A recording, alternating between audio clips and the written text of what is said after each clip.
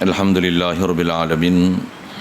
Wassalatu wassalam ala asyrafil anbiya'i wal mursalin wa ala alihi wa ashabihi wa azwajihi wa zurriyatihi wa atba'ihi ajma'in. Subhanaka la ilma lana illa ma 'allamtana innaka antal alimul hakim. La hawla wa la quwwata illa billahil aliyyil azim. Rabbi shrah li sadri wa yassir li amri wahlul 'uqdatam min lisani yafqahu qawli. Allahumma iftah alaina bi futuhil 'arifin bik. Allahumma ja'alna minal ladzina yastami'una al-qawla fayattabi'una ahsana. Allahumma 'allimna mimma jahilna wa anfa'na bima 'allamtana wa zidna 'ilman nafi'an ya rabbal alamin. Rabbi a'udzu bika min hamazati syayatin wa a'udzu bika rabbi an yahdurun. Wa a'udzu nafsi billahi al-'aliyyil 'azim. Bismillahi ma syaa Allah la yasuqul khaira illa Allah. Bismillahi ma syaa Allah la yasrifus su'a illa Allah. Bismillahi ma syaa Allah ma kana min ni'matin fa min Allah. Bismillahi ma syaa Allah la haula wa la quwwata illa billah. Wa ba'du. Qala Syekh Musannif rahimahullah ta'ala wa nafa'na bihi wa bi ulumihi fid dharain amin. Kitab lama ni, muka surat 4, kata Musannif rahimahullah ta'ala, dan terbahagi pula wajib akli itu kepada dua bahagi. Pertamanya wajib li ghairi, artinya wajib bagi yang lain daripada zat sesuatu, seperti wajib lagi akan ada hari kiamat, macam dah baca je rasanya. Dan wajib tiap-tiap orang yang Islam masuk syurga dan kekal di dalamnya, dan wajib orang yang kafir itu masuk neraka dan kekal di dalamnya. Dan yang keduanya wajib zati, artinya wajib bagi zatnya. Dan terbahagi pula wajib zati itu kepada dua bahagi. Pertamanya wajib zati mutlak, dan yang keduanya wajib zati muqayyad. Itu sambung kita insya-Allah.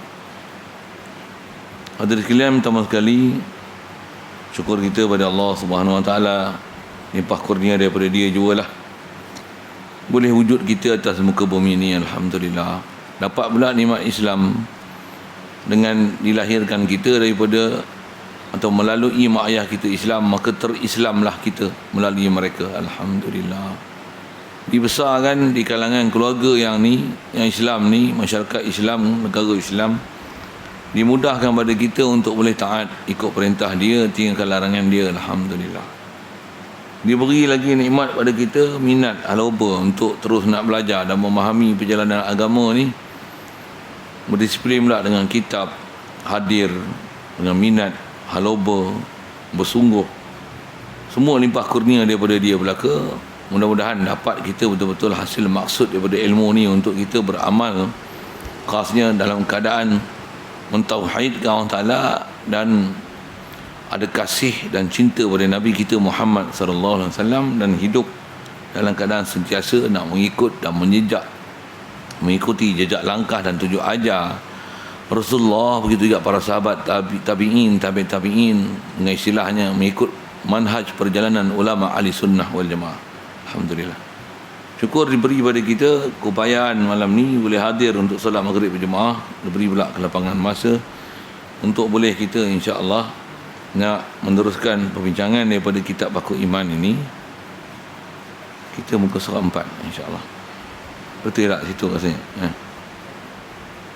Hadirin sekalian, sambungan kita ni kalau ikut masih tak bicara hukum akal, yang dasarnya hukum akal ada 3, wajib, mustahil, harus. Dan bab wajib ni, antara perbincangan kita dulu ada istilahnya wajib akli ni, ada istilah daruri nazari. Ada yang bab senang, bab susah.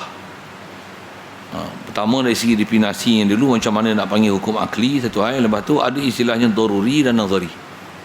Saya tak ulang lah. Dengan apa kita nak bicara pun kalau ikut masih bicara dengan hukum akli, cuma dia nak membahagikan pula hukum akal ni, nisbah wajib ni ada istilahnya wajib li ghairi dan ada wajib zati. Yang tu kita tengok istilah dulu. Wajib li ghairi ni maksudnya wajib akli li ghairi, maksudnya dia lah perkara wajib akal. Yang wajib ni bukan diri perkara itu sendiri wajib pada asalnya, tapi dia adalah wajib disebabkan ada kerana lain. Dan kalau sebut kerana tu, kerana apa? Antara kerana tu adalah kerana di atas faktor janji. Janji apa? Janji daripada Allah Ta'ala, nisbah janji baik ataupun janji buruk. Ya Allah, dia tak pernah menyalahi janji. Sedangkan apa yang nak dia janjikan tu asalnya harus saja pada dia untuk dia nak buat atau tak buat perkara tu. Asalnya dia termasuk dalam perkara mungkin. Tapi oleh kerana dia berkaitan dalam bab janji, istilahnya ada wa'ad ataupun wa'id daripada Allah Ta'ala. Ada janji baik, ada janji buruk, ataupun istilahnya ada Bashir Nazir daripada Allah Ta'ala, ataupun istilahnya lama tak sebut, nak lupa pula dah.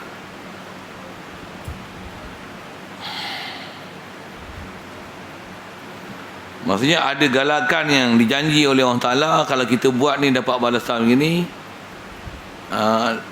Ada pula ancaman sekiranya kalau kita langgar, engkar, akan kena azab begini-begini. Jadi perkara itulah yang antaranya yang atas kita bicara ni, pembahagian dia nak sebut ada hukum wajib akli. Dia perkara tu wajib, mesti, tak boleh nak nafikan dia, tak mungkin sama sekali. Di atas faktor janji, sama ada janji baik ataupun janji buruk daripada Allah Ta'ala ni, perkara ni mesti berlaku, tak akan berlaku di sebaliknya. Dan untuk berlaku di sebaliknya adalah mustahil akli. Yang asalnya adalah perkara mungkin. Yang tu yang nak faham status tu.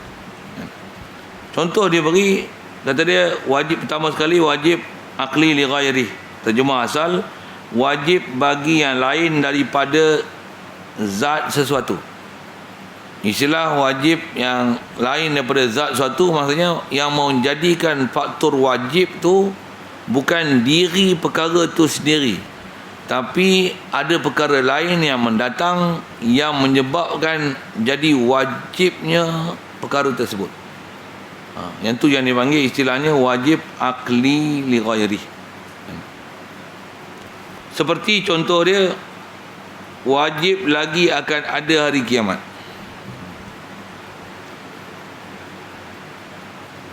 Kalau kita perhati ni sebab kuasa Allah Ta'ala, hak Allah Ta'ala nak buat makhluk, tak buat makhluk. Satu. Dah dibuat makhluk, untuk dia nak binasakan makhluk, hak dia juga untuk dia nak binasa atau kekalkan terus ada. Kan asal harus tu. Benda asal perkara tu mungkin. Tapi bila atas istilah hari kiamat, dia termasuk perkara yang dijanji oleh Allah Ta'ala. Bahkan dihantar Nabi Rasul. Antara perkara yang dikabarkan oleh Nabi Rasul adalah berlakunya kiamat. Kiamat ada dua proses.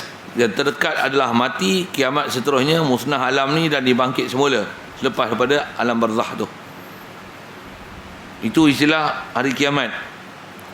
Walaupun asalnya hak Allah Ta'ala dia nak buat tak buat, tapi bila dia dah janji, dah diancam pula, asal kalau siapa taat balasan dia begini, begitu juga di sebaliknya, siapa yang derhaka balasan dia begini.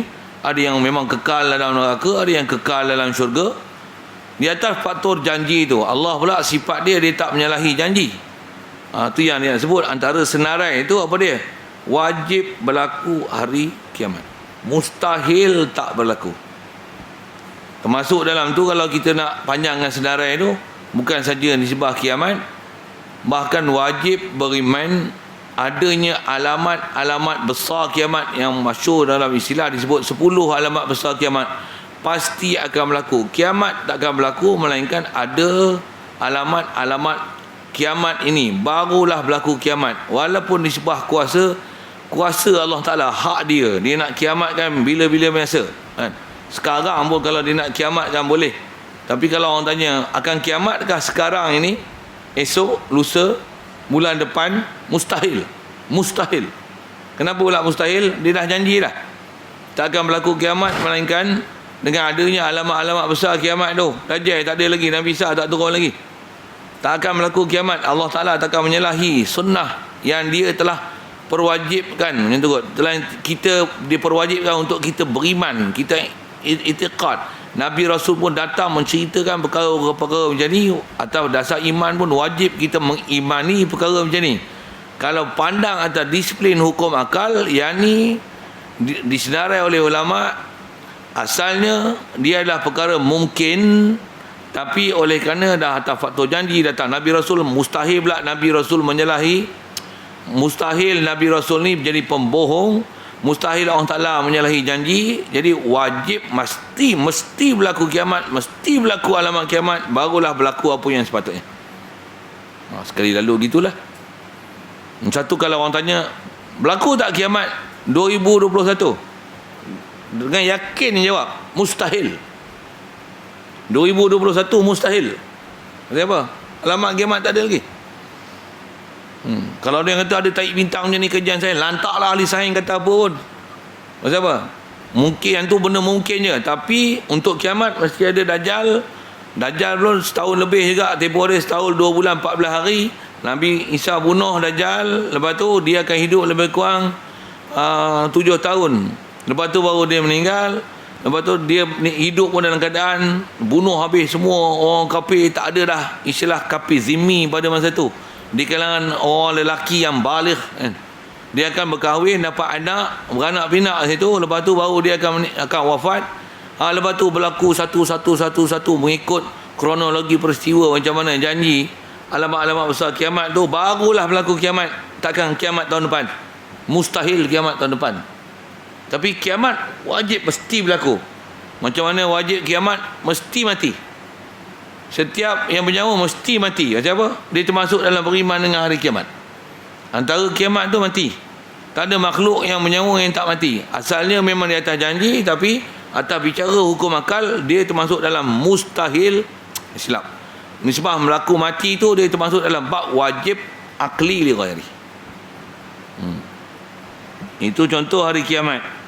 Wajib. Lagi, dah wajib tiap-tiap orang Islam masuk syurga.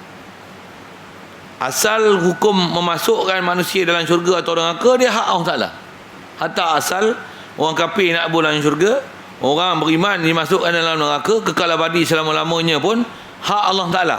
Tapi di atas faktor janji, mustahil berlaku gitu.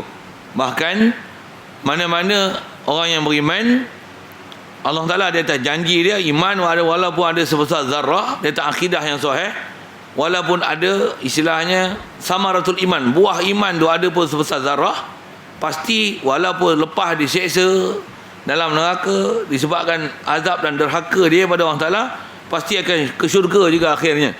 Dan apa hukumnya tu? Wajib. Wajib beriman. Satu, tentang iman tu, atas kita bicara pandang pada angle hukum akal, dia wajib akli li ghairi. Satu, kalau ada orang kata ayat Quran pun cerita itu, memang kita cerita ayat Quran satu hal, tapi boleh dipandang dari sudut hukum akal, dia bukan bab hukum faktor hukum adat, dan nisbah menyalahi hukum tersebut mustahil sama sekali. Pasal apa? Atas bicara hukum akal, macam mana kita belajar disiplin hukum akal, apa yang dipanggil wajib, yang panggil wajib akli, dia tidak akan ada sebarang keberangkalian menyalahi apa yang nama wajib akli sama sekali. Itu disiplin hukum akal. Ada pun hukum adat dia boleh berlaku menyalahi daripada apa yang dah berulang, acap kali berlaku, selalunya, usually berlaku macam ni, boleh berlaku di sebalik. Tapi kalau hukum akal, impossible akan berlaku di sebaliknya. Yang ni disiplin ilmu atas bahas kita ilmu tauhid, ulama kita dah ajar dan dedahkan kita supaya ada kematangan berfikir dan mempunyai daya dan keupayaan menilai sesuatu tepat tak tepat dengan hukum syarak tu, yang walaupun nisbah janji dalam Quran, tapi boleh kategorikan ni benda mungkinat, yang ni benda mustahilat, ni apa kalau kata mustahilat, dia mustahil akli ke, mustahil adi ke. Semua tu dah dibahas oleh ulama satu-satu dengan terperinci. Kewajipan kita pergi belajar je. Faham ni, insya-Allah kita akan ada satu kayu ukur yang cukup sempurna untuk memahami bab ni, dan insya-Allah kita akan ada istilahnya satu pegangan yang kuat di atas apa yang diajar oleh tuan guru dan para ulama kepada kita, betul-betul berpegang dengan Quran dan hadis. Yang kita pegang tu parti dia yang telah dirumus oleh ulama. Apa dia yang nama khas jantai bicara ni, mana yang wajib, mana yang mustahil, mana yang daruri nazari, mana yang wajib zati ataupun li ghairi. Insya-Allah. Itu bab masuk syurga. Begitu juga kekal dalamnya. Asalnya hak Allah Taala nak kekalkan tak kekal, tapi bila dah janji, mustahil dia akan menyalahi janji dia. Hatta kalau ada orang kata dan bersoal, boleh tak Allah Taala satu ketika nanti atas kehendak dia, dia akan musnahkan juga syurga ni misalnya? Boleh? Pandang pada nisbah kuasa, ikut dia tak? Tu tang asal hukum. Tapi dia dah janji tak dalam syurga ni, ahli syurga khalidina fiha abada, yang disebut itu kan? Janji tak? Adakah dia akan menyalahi janji? Mustahil. Habis itu apa nak hukum syurga ni dibinasakan? Apa hukum? Mustahil akli. Bahkan siapa yang memungkinkan dan membolehkan ataupun menghukumkan, kata baik syurga ataupun neraka, dia akan binasa juga satu hari nanti, terkeluar daripada akidah ahli sunnah wal jamaah, boleh jatuh kufur. Pasal apa?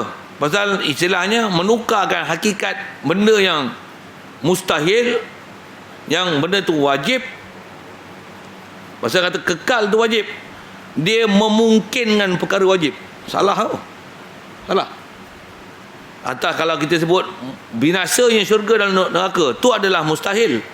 Dia kata harus, boleh Allah Ta'ala, hak Allah Ta'ala nak binasakan syurga ataupun neraka ni, walaupun Allah Ta'ala dah janji. Ikut dia ya. Itu istilahnya memungkinkan perkara mustahil. Dengar disiplin tu. Disiplin tu lah yang nak mengaji nak faham tu. Satu, kalau kita faham tu, apa-apa nanti dalam bab nama mustahil akli, walaupun dipersoalkan dalam bab kekuasaan Allah Ta'ala, kita akan kata mustahil tu mustahil lah. Takkan perkara mustahil akan jadi mungkin. Antara kita bicara dulu, Allah adakah di atas kuasa dia, layak tak pada dia, boleh tak pada dia, dia nak buat seorang isteri yang selayaknya dengan dia, dengan selayaknya dengan Allah Ta'ala. Dia sebagai Tuhan, dia buat isteri yang selayaknya dengan dia lah. Boleh? Jawapan dia pun bukan tak boleh, tapi mustahil. Soalan pun tak relevan dah. Pasal apa? Perkara tu mustahil akli. Kalau Allah Ta'ala kuasa kun fayakun, kun fayakun tu dalam bab mungkin, bukan benda bab mustahil. Kalau sampai bab mustahil pun dimungkinkan, ni kata cara berfikir dah tak betul lah. Itu antara yang kita bicara lepas, antara isu-isu yang pahaman-pahaman Pak Wahab tu lah kan, ya Wahab tu. Dia kata apa? Apa salahnya Allah Ta'ala, dia buat arash, dia nak duduk atas arash. Apa masalahnya? Allah yang nak duduk. Ikut dia.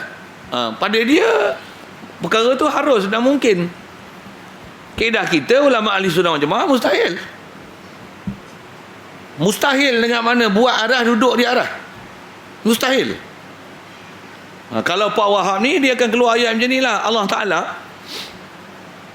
dia lagi tahu hal dia. Dia yang kata dia duduk atas arash. Ayat tu jaga tu, racun banyak tu. Allah Ta'ala bukan dia mentionkan dia duduk atas arash, bukan.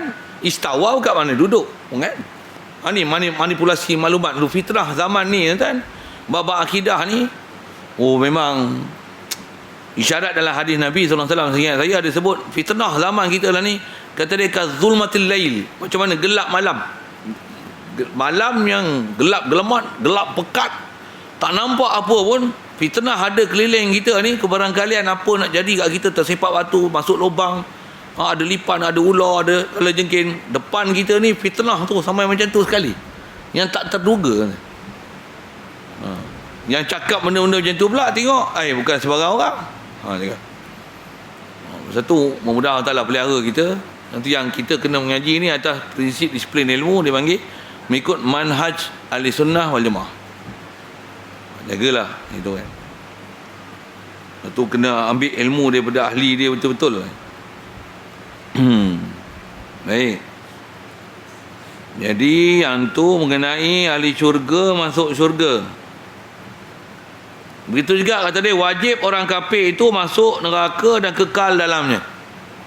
Yang ni ada kita sedikit sebanyak dah bicara dulu. Neraka, orang kafir mana yang masuk neraka, yang wajib masuk neraka, yang kekal dalam neraka? Orang kafir yang dah ditaklif syarak, yang ditaklifkan untuk dimasuk Islam disebabkan datang Nabi, datang Rasul, ataupun disebabkan sampai seruan Islam pada dia, tapi dia degil tak mau masuk Islam. Orang kafir ni memang dia mati dalam keadaan kafir pula, sampai seruan Islam pada dia, dia tak mau masuk Islam, memang dia ahli neraka dan dia kekal di dalamnya selama-lamanya, dan mustahil sama sekali dia akan masuk syurga.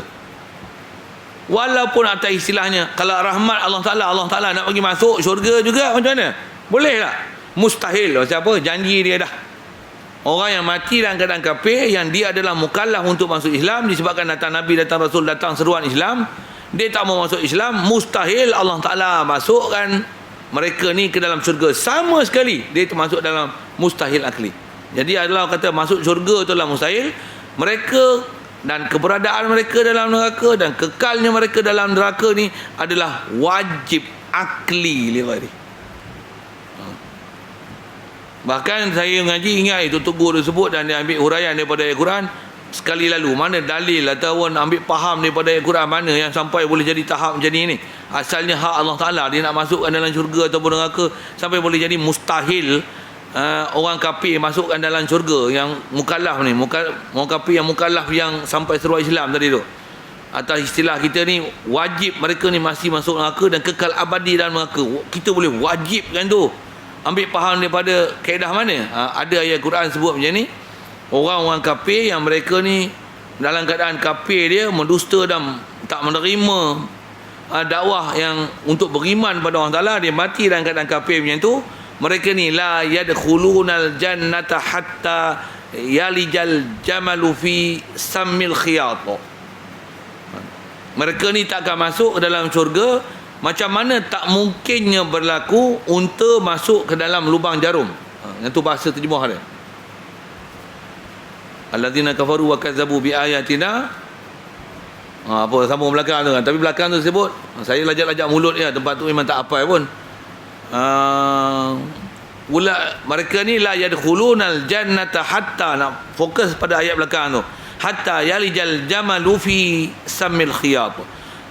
Takkan orang kafir yang mati dalam keadaan kafir, dalam dusta kan, apa yang sepatutnya dia kena beriman, dia pula mukallaf sampai Nabi, Rasul ataupun seruan Islam, dia tak mau beriman dengan Allah Ta'ala juga, mati dalam keadaan macam tu. Mereka ni akan mustahil masuk dalam syurga. Macam mana tak boleh masuknya unta masuk ke dalam lubang jarum. Macam mana nak faham statement tu? Unta masuk lubang jarum. Apa kena-mengena unta dengan lubang jarum ni? Ni yang kata dalil akal. Lubang jarum kenapa? Unta kenapa? Lubang jarum kecil, unta besar. Kaedah hukum akal. Ni hukum akal ni bukan hukum adat. Benda besar takkan boleh masuk dalam benda kecil sama sekali. Sama sekali. Hatta kalau disebahkan pada kekuasaan Allah Ta'ala pun, bolehkah Allah Ta'ala akan masukkan unta yang besar masuk dalam lubang jarum? Selagi lubang jarum tu kecil, selagi unta tu besar, mustahil akan berlaku demikian. Sekalipun disebah pada kuasa Allah Ta'ala. Bukan menunjukkan lemahnya Allah Ta'ala, tapi nak cerita itu adalah mustahil akli. Boleh? Kalau sikit persoalan di situ, ada orang kata, kalau macam ni, Allah Ta'ala besarkan jarum tu sehingga lebih besar daripada unta. Bukan jarum tu lebih besar daripada unta, lubang jarum tu lebih besar daripada unta. Boleh tak unta ni masuk dalam lubang jarum? Macam mana nak jawab? Kalau dah lubang jarum ni lebih besar daripada unta, memanglah unta boleh masuk dalam lubang jarum tersebut. Cuma yang tu bukanlah di atas kata benda besar masuk lubang kecil. Yang tu benda kecil masuk dalam benda besar. Benda kecil dalam benda besar bukan mustahil akli. Itu memang boleh. Bahkan memang boleh lah. Bahasa mudah kata. Ataupun ni sebaliknya, apa dia? Allah Ta'ala kecilkan unta tu sampai kecil, lebih kecil pada lubang jarum. Boleh tak unta yang kecil ni, yang Allah Ta'ala dah kecilkan, masuk dalam lubang jarum yang kecil tu? Yang tu memang boleh. Pasal dia termasuk dalam benda kecil, masuk dalam benda besar. Tak ada masalah. Tapi unta di atas saiz unta, lubang jarum di atas saiz lubang jarum, mustahil benda besar akan masuk lubang kecil. Apa? Itu adalah hukum akli. Takkan benda besar masuk dalam lubang kecil. Bagi faham tu yang ulama ajar kita. Walaupun ayat Quran macam tu je sekali lalu dengan terjemah, tapi dia dah mengajar satu metodologi berfikir, kaifiat berfikir dengan disiplin yang sangat tepat. Yang dengan tu keluar ilmu-ilmu yang macam ni. Satu. Dan kita dengar pun, memang mantap dia membahas. Kalau duk mungkin nanti tengok dia akan jadi macam ni. Akidah kita akan kata apa? Tawar hebio. Tawar hebio itu. Misalnya kata, boleh tak nanti orang kafir Allah Taala masukkan dalam syurga? Kalau kita kata ikut Allah Taala lah, kalau kafir macam Abu Lahab, Abu Jahal, macam Firaun pun kalau Allah Taala nak masukkan syurga pun apa kedianya? Kalau ada orang faham gitu, kalau gitu lah maksudnya tak ada erti lah datang Nabi dengan Rasul. Tak ada erti lah janji dalam syurga, janji neraka. Jadi apa matlamat datang Nabi Rasul? Sia-sia je. Pasal apa? Buat penat dia janji syurga neraka. Buat penat je dihantar Nabi Rasul dengan datang dengan berbagai bagai mukjizat. Jadi sia-sia je kerja tu. Siapa? Pasal memungkinkan untuk orang kafir yang walaupun engkar macam mana pun, dengan keadaan dia tak terima Nabi Rasul, lain-lain masuk dalam syurga juga. Apa benda ni? Tu buat penat aja pergi semayang apa buat kerja ni. Lebih baik jadi kufur pasal dengan rahmat Allah Ta'ala esok barangkali boleh masuk dalam syurga. Macam tu ke? Syariat ajar macam tu ke? Ni kasar sikit ayat tu. Pasal buat akidah ni. Bukan main-main tu. Satu kaedah kita bila buat akidah ni, dia memang tegas kalau benda tu, perkara tu memang kufur, sebutlah ni kufur ni. Ni syirik ni. Yang ni keluar ajaran Islam ni. Kita bukan hakim untuk menghukum orang. Tapi yang ni adalah maklumat yang telah disebut oleh ulama. Kita ikhbarul hukmi. Yang ni pun saya sering sebut gitu. Kita nak cerita ni hukum. Kita bukan nak keluar fatwa. Kita bukan berfatwa. Kita menceritakan peraturan-peraturan yang telah disebut oleh ulama. Ni peraturan. Siapa yang langgar ijma', siapa yang menghalalkan yang haram dengan ijma', siapa yang menghalalkan yang haram dengan ijma', menukar status hukum benda yang telah diijma' ulama' kufur. Benda yang maklum dalam agama, engkar, bangkang, menafikan, menidakkan dia, kufur. Kalau dia Islam pun boleh jadi murtad. Na'udzubillah. Kita bukan hakim nak hukum orang murtad tak murtad, tapi jaga jangan buat benda tu. Siapa? Ni peraturan kita dalam syarak. Ulama dah senarai satu persatu. Kaedah kita memang kalau selagi dia hanya buat perbuatan dosa, kita takkan kufurkan orang-orang yang nama buat dosa. Kalau tak berkaitan dengan perkara-perkara yang boleh menyebabkan murtad. Kalau tak semayang, walaupun di zina, minum arak, dah lah zina, minum arak, makan babi. Untuk merompak, menyamun lagi. Bukan saja zina, jadi bapa ayam, jadi ibu ayam lah. Contohlah kan. Murtad tak? Kalau takat buat dosa, tak murtad.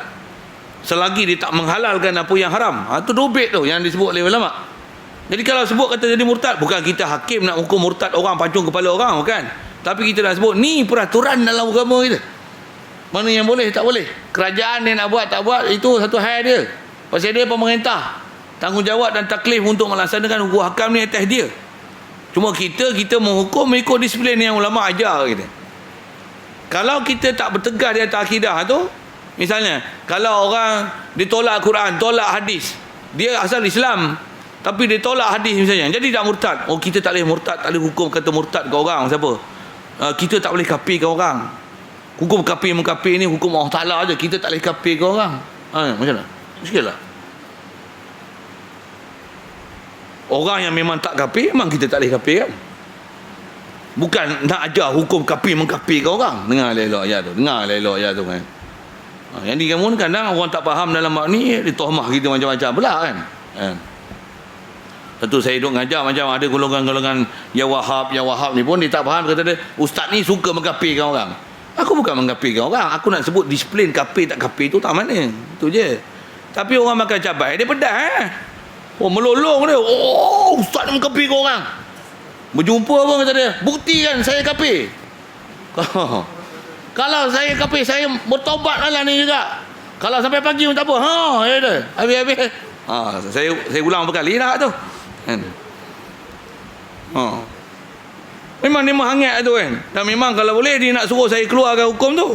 Alah, kita bukan kaki hukum kafir orang lah. Kita nak sebut ni disiplin. Kalau nak ambil betul-betul pengajaran, nak ambil ibrah, dah tahu salah, tarik balik, Tak buat majlis pun kalau ikut yang mana kena taubat, mana kena tinggalkan ajaran-ajaran yang oleh pejabat kubur tu kena tinggal lah, walaupun pejabat agama tak panggil. Takkan nak tunggu pejabat agama panggil. Kalau pejabat agama panggil pun, kalau dia nak degil, dia degil gitu juga. Nah, dari segi hukum kalau ikut dah, bila dia bahaya macam ni, sepatutnya tak boleh bagi operasi. Tapi kita tak ada pegang hukum tu. Kita bukan esko agama, kita bukan pegang majlis agama, kita bukan pegang jabatan agama. Suara kita pula tak dinilai. Siapa kita? Alah, lebay cabuk je pun. Tak ada. Kita nak sebut kata kita bukan nak angkat martabat ke apa tak. Kita nak cerita apa peraturan yang dah siap dalam syarak. Dah siap dalam syarak. Yang di disiplin ilmu yang nak kena faham. Khasnya atas saya sebut tadi, memang kita diajar afala nukaffir mu'minan bil wizri. Antara kaedah kita ulama ahli sunnah wal jamaah ni, dengan sebab dosa tak jatuh kafir. Satu, jangan hukum kafir pada orang tak sembahyang. Hatta sembahyang Jumaat sekalipun dia tak sembahyang, kau hukum kafir. Kalau ada hadis sekalipun, hadis tu dah atas ulama jumhur kata tak jadi kafir. Kalau ada hadis dia kata man taraka salata muta'ammidan faqad kafara jiharan, siapa yang tinggal sembahyang ni dia jadi kafir terang-terang. Tu dalam hadis tu kata macam mana? Hadis tu semua ulama tanggung. Jadi kafir terang-terang ni jika sembahyang yang ditinggal tu dalam keadaan, kalau tanya kat dia apa hukum sembahyang, dia menafikan wajib sembahyang. Sembahyang tak wajib. Hak tu memang jadi kafir terang-terang dengan sebab dia meninggalkan sembahyang. Cuma bukan tinggal tu, pasal dia mengatakan tak wajibnya sembahyang tu. Satu jadi murtad, satu jadi kafir terang-terang. Itu kaedah ulama selesaikan hadis-hadis tu. Satu, kita belajar macam ni kita belajar pasti betul, dah siap proses.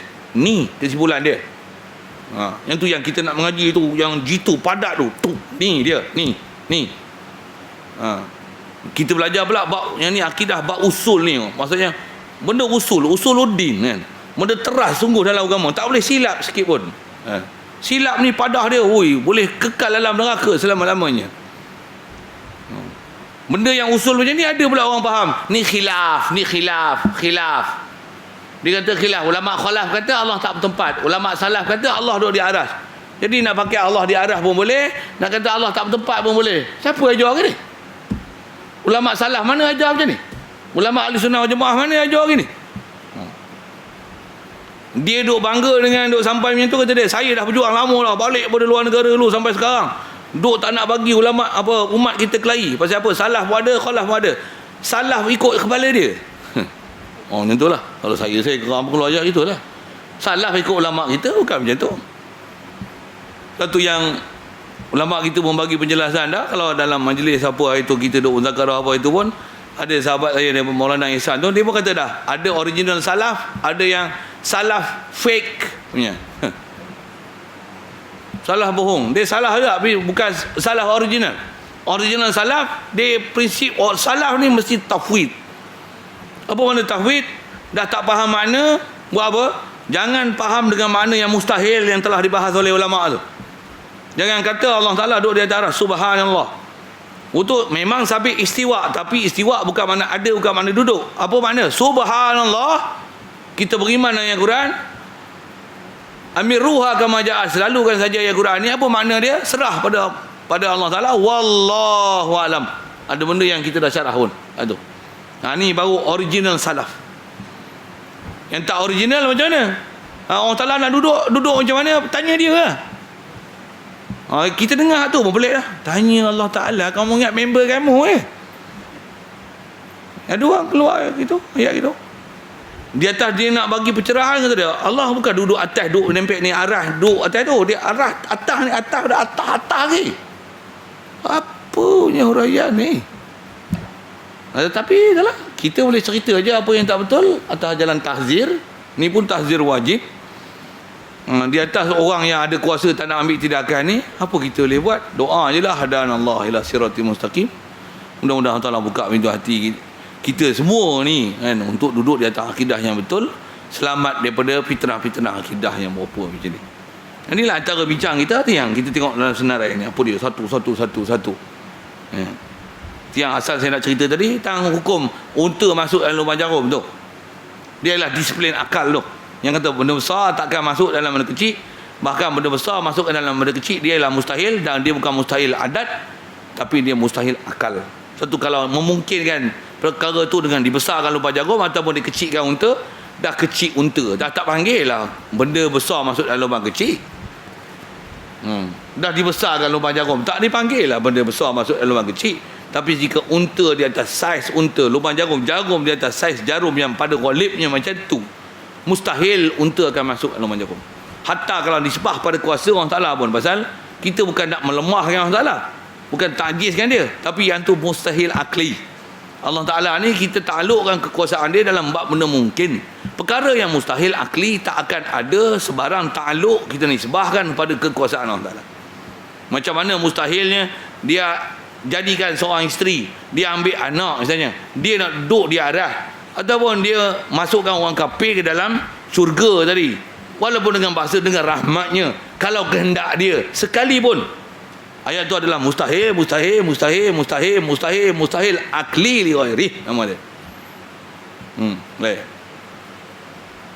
Jelas tu, mesti jelas tu, faham tu.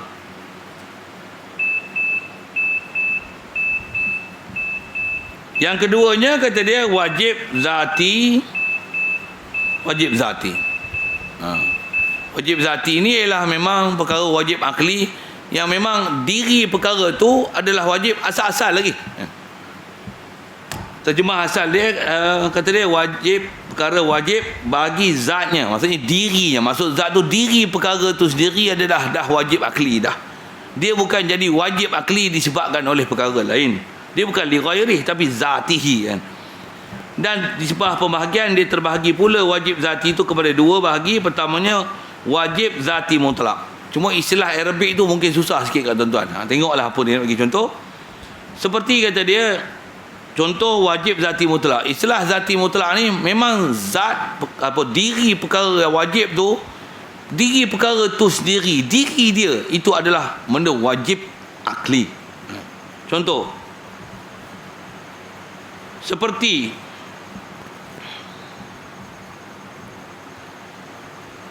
wajib ada zat Allah Ta'ala. Allah ada apa? Ada zat Allah Ta'ala. Tu wajib akli zati tu. Apa maksud zati? Maksudnya memang mensabitkan Allah ni, kalau kata ada tu ialah ada zat dia. Mesti ada tu ada zat dia. Cuma dia guna perkataan zat, contoh istilah pun zat, contoh pun gezat. Yang tu kot takut sakit kepala sikit lah kan, istilah tu kan. Istilah zat Allah Ta'ala ni maksudnya kalau kata Allah ni, dia wajib ada, makhluk harus ada. Dan Allah wajib ada tu, wajib mana apa? Wajib dengan mana? Mesti tak mungkin ada keberangkalian untuk kata mungkin sama sekali. Apatah lagi mustahil Allah Ta'ala ada. Ada pula mustahil Allah Ta'ala ada.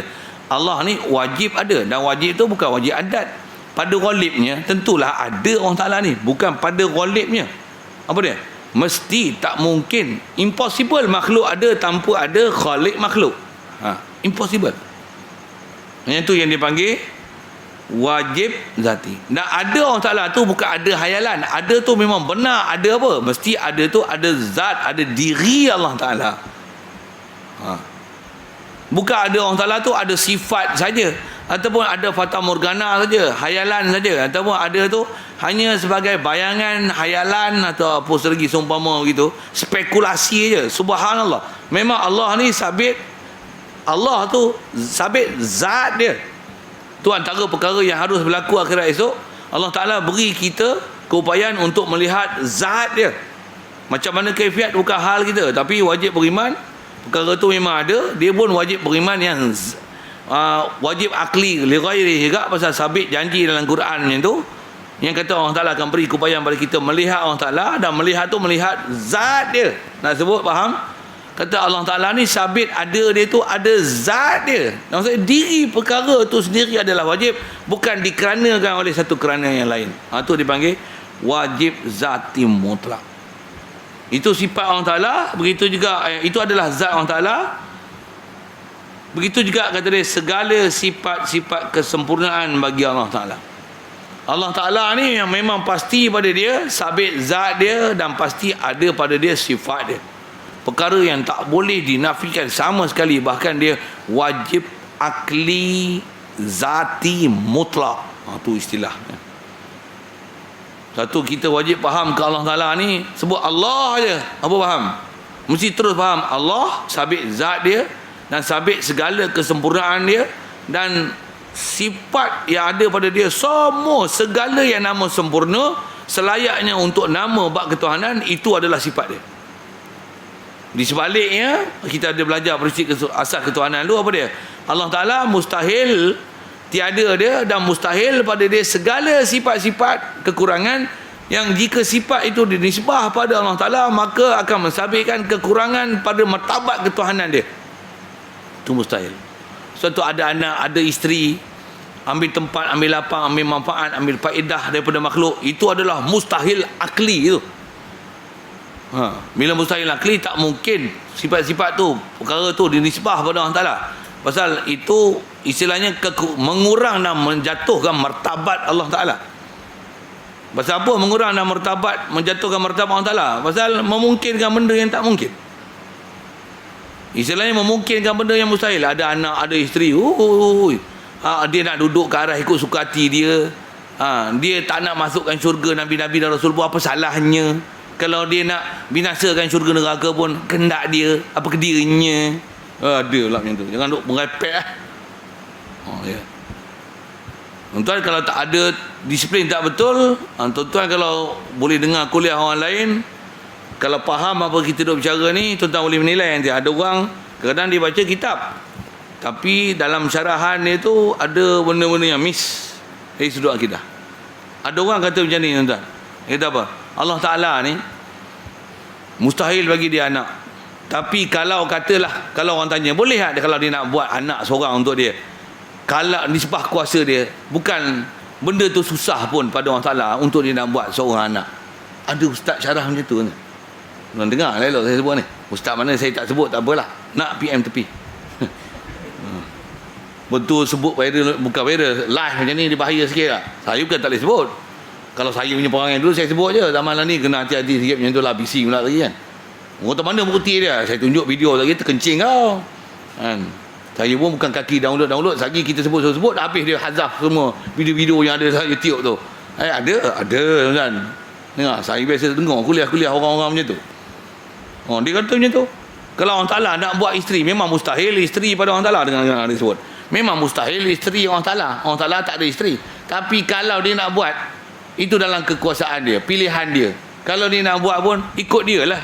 Mutlak kuasa kat dia. Pilihan dia nak pilih ada isteri ataupun tak ada isteri. Orang tak bayang, tak gila orang ajar akidah kita. Ada orang ajar kita. Ada yang sebut? Ada.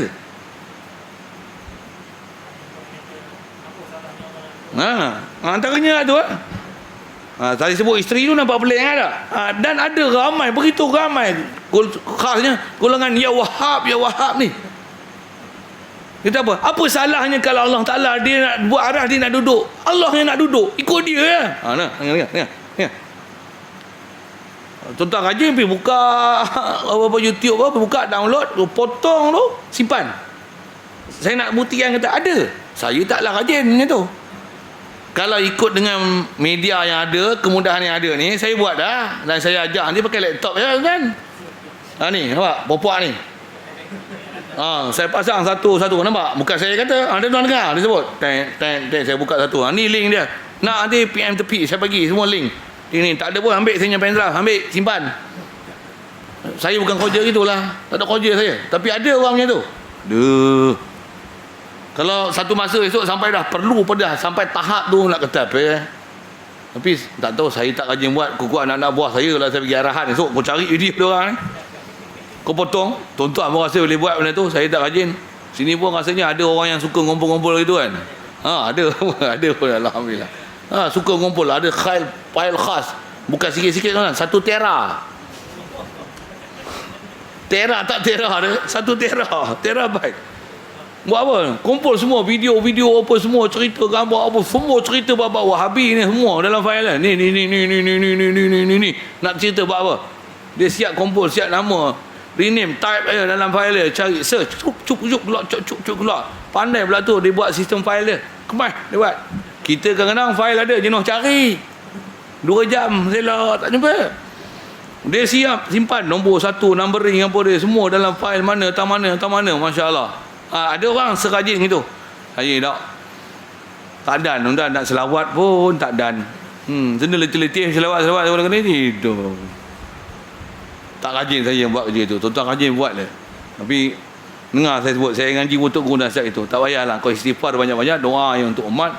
Mudah-mudahan Allah Ta'ala bagi kita semua hidayat. Baca Quran selawat, istighfar banyak-banyak. Mudah-mudahan sebab tu Allah Ta'ala bagi hidayat pada seluruh alam. Ulama kita ajar macam tu. Dia tak suruh kita masyurkan benda yang salah tu. Yang salah tetap salah. Cerita pun kadang dia orang keras hati. Apa nak buat? Doa untuk lembut hati. Sabab untuk tarik rahmat Allah Ta'ala tu. Buat. Ni pun ayat teguh kat tuan-tuan. Satu kalau saya sebut gitu, golongan mana yang style macam ni ya? Kalau tengok golongan Habib-Habib yang Yaman-Yaman punya, semua game macam tu. Semua macam tu. Orang kata kat dia macam-macam macam ni. Dia kata hadana Allah ila siratal mustaqim, la'alla Allah yu'tina ar-rahmah, yunazzilu alaina al-malaikah bir-rahmah wal maghfirah. Allahumma fil li ummati Muhammad, Allahumma ansur li ummati Muhammad, Allahumma hdi li ummati Muhammad. Doa dia tuan. Aulia Allah. Perasaan ni macam mana? Perasaan sayyid dia, tok nenek moyang dia, Rasulullah sallallahu alaihi wasallam. Siapa? Kasih pada umat ni. Memang kejahatan ni banyak, tak larat kata dia nak sebut. Buat apa sebut kejahatan dia orang? Sebut benda baik, doa je kebaikan untuk dia orang. Sampai macam tu lah dia. Tapi di atas disiplin kita belajar ilmu ni kena sebut juga apa benda yang tak elok dan pelanggaran disiplin ilmu tu. Nanti yang kalau saya sebut balik sekali lalu tadi, ada yang dia sampai macam ni. Apa salahnya Allah Ta'ala ada muka? Apa masalahnya Allah Ta'ala ada tangan? Allah yang dia tahu hal dia. Dia yang kata dia ada muka, dia ada tangan, dia ada mata. Selama-lamanya dia sebut. Tak ada masalah. Rasa tak ada salah langsung akidah. Apa salah saya? Saya hanya sebut macam mana Al-Quran sebut. Dengar dia sebut gitu. Memang itu dia punya statement dia. Memang yang tu ayat yang selalu keluar pun. Saya cerita hanya sekadar apa yang Allah Ta'ala cerita dalam Quran. Memang Allah Ta'ala cerita sekali lalu. Cuma macam tu ke maksud dia. Yang tu yang ulama kita belajar ni, disiplin yang telah diselesaikan oleh semua ulama ahli sunnah wal jamaah. Ni kita nak belajar cara faham dia. Pasal apa? Bila memahamkan ada muka, ada tangan, ada mata, ini lain cerita lah ni. Pasal Allah satu, bila satu mesti muka, tangan, mata mesti bergapuh sekali. Kata dia jangan fikir. Mana pula tak mikir pula engkau yang cerita gitu. Kalau kaedah ahli sunnah wal jamaah macam mana? Memang ada sebut wajhu, ada sebut yadu, ada sebut ayun. Apa makna? Dia ada makna. Apa makna dia? Mesti bukan makna terjemah tu. Ada makna. Apa makna dia? Wallahu alam. Inilah original salaf.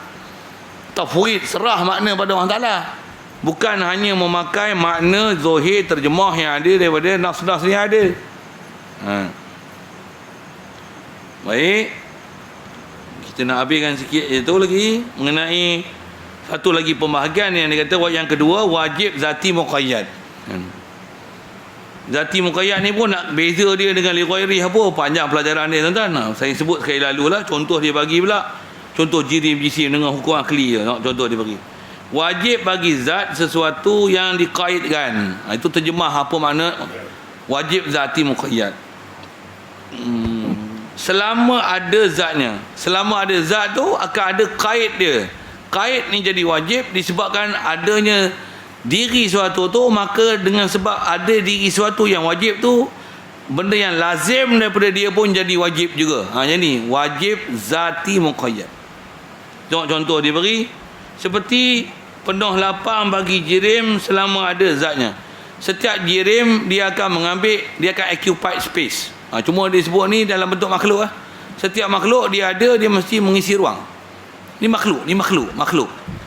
Bila makhluk akan isi ruang? Selagi atas nama makhluk, adanya makhluk, dia pasti akan occupy space. Tengok. Makhluk mesti akan mengisi ruang. Kalau atas nama jirim, dia mesti occupy space. Mesti yamla'ul faragh. Jirim mesti yamla'ul faragh. Setiap jirim, selagi jirim tu ada, mesti dia akan ada sifat, dia akan kaitkan mengisi ruang. Mesti. Mustahil jirim ada tapi tak occupy space. Impossible. Impossible tu tuan. Jirim mesti mengisi ruang. Wajib akli, wajib zati, wajib akli yang zati muqayyad. Saya ngaji kalau bab ketuhanan ni macam ni.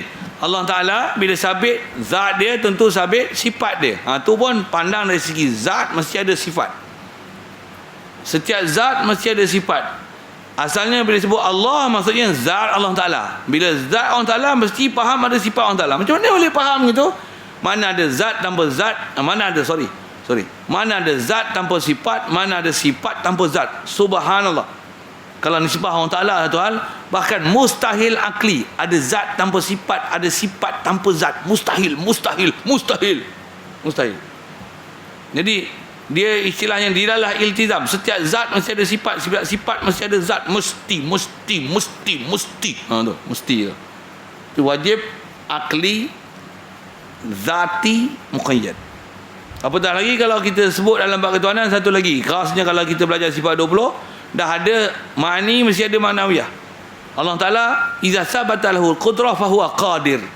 Bila dia sabit sifat kudrat sabit di zat dia, tentulah zat dia yang bersifat kudrat tu ada nama khas dia.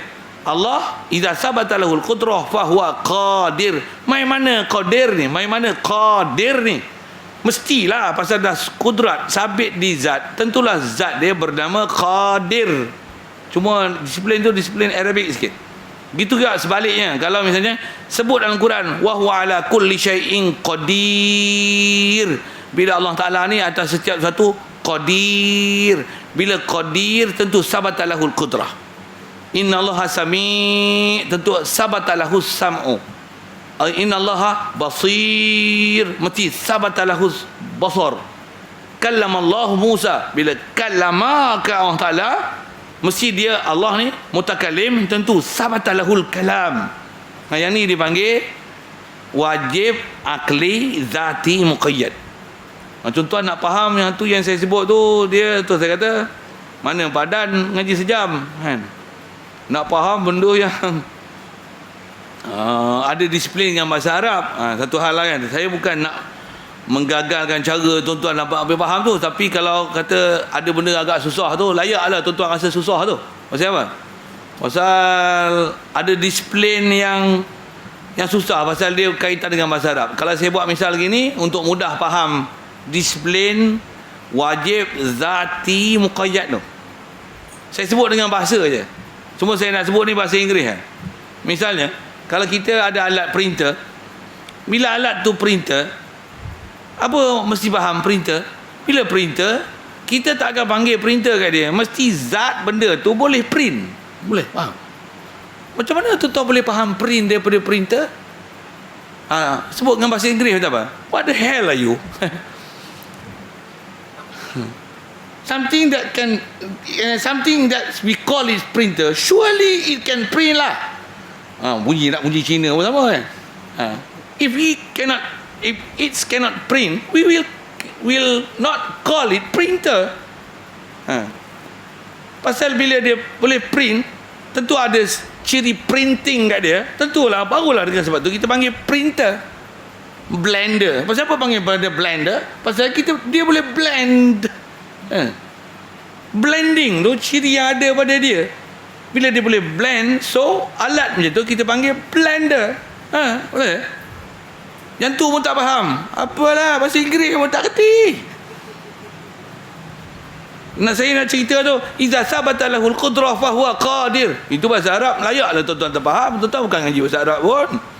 Tapi bahasa Inggeris pun tak lulus rupanya. Masya-Allah, la haula wala quwata illa inna lillahi wa inna ilaihi raji'un. Dah bahasa Inggeris tak kerti. Bahasa Melayu pula misalnya. Kalau dia pencuri, pasal apa kita kata awak disabitkan kesalahan mencuri? Saya cakap bahasa Melayu ni. Awak disabitkan kesalahan mencuri. Apa maksudnya? Maksudnya ada perbuatan curi yang ada pada dia yang telah disabitkan. Dan we call him pencuri. Bagaimana pencuri tu? Dah curi, tentulah pencuri. Nada. Itulah dipanggil wajib zati muqayyad. Muqayyad tak mana? Curi, pencuri. Pencuri mesti ada curi. Printer mesti boleh print, pasal ada printing kan. Printing mesti ada printer.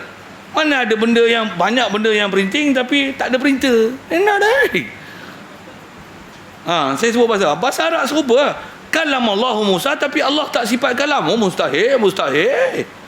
Sabit sifat kalam. Macam mana faham kalam? Ayat Quran tu kata kalama. Dah kalama mesti kalam lah bro.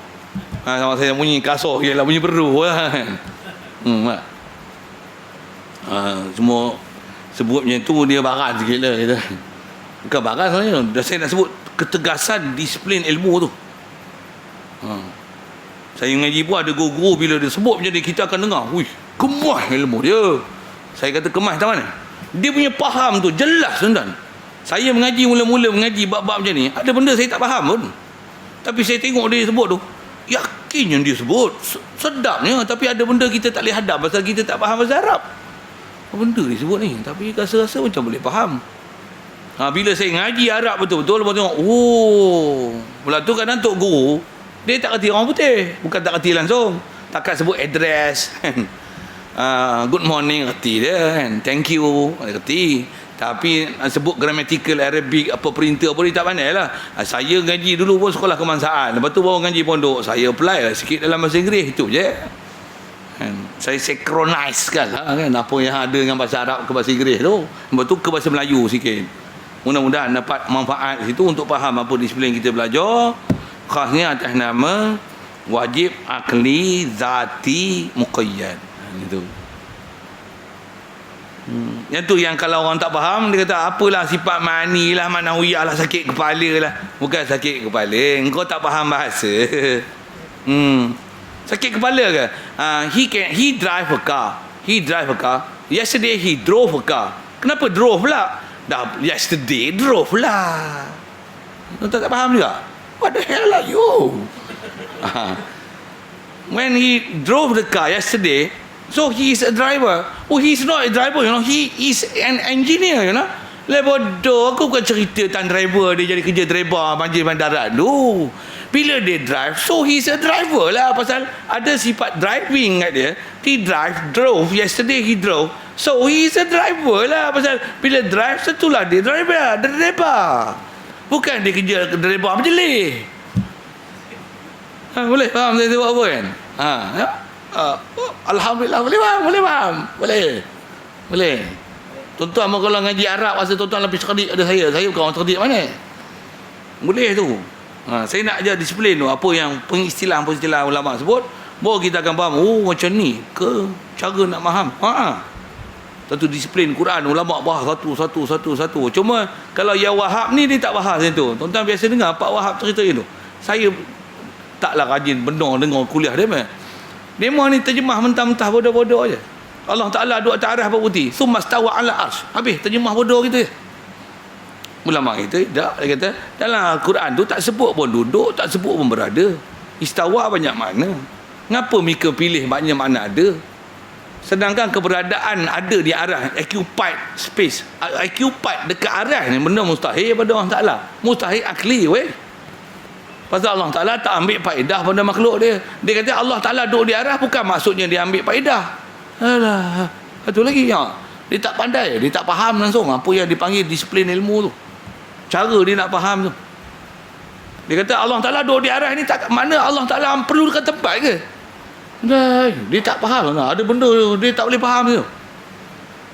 Hadanallahu ila siratil mustaqim. Situlah sekali lalu selesai kita bicara itu, panjang umur nanti anak cara bicara ke mustahil, apa bahagian dia pula panjang umur jumpa nanti. Dan terbahagi pula mustahil itu kepada dua bahagi. Pertamanya mustahil daruri, ke depan ni nazari, begitu juga ada zati dan li ghairi dan zati. Wallahu a'lam. Ada soalan? Bismillahirrahmanirrahim. Allahumma nawwir qulubana min nur hidayatika kama nawwartal arda min nur syamsika wa nawwir bi rahmatika ya arhamar rahimin. Warzuqna fahman nabiyyin wa hifdzal mursalin wa ilhamal malaikatil muqarrabin. Wa sallim tasliman ala jami'il anbiya'i wal mursalin walhamdulillahi rabbil alamin.